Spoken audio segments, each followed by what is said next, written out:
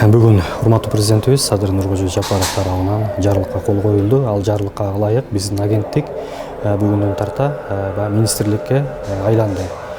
Бул министрликтин кызматы мурункудай эле ошол курулуш секторун толук кароо жана ошондой эле социалдык объектилерди, социалдык инфраструктуралык объектилерди куруу, негизинен эле ушул баягы курулушта болуп аткан саясатты алып баруу.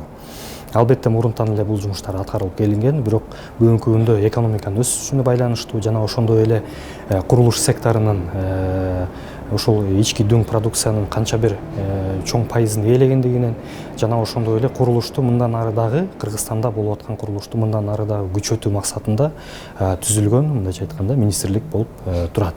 Биз мындан ары дагы бул жумушту дагы алып барабыз.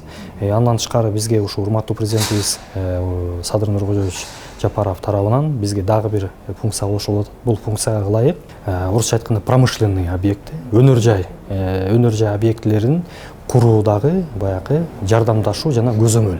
Бүгүнкү күндө албетте Кыргызстанда өнөр жай тармагы дагы өнүгүп келүүдө.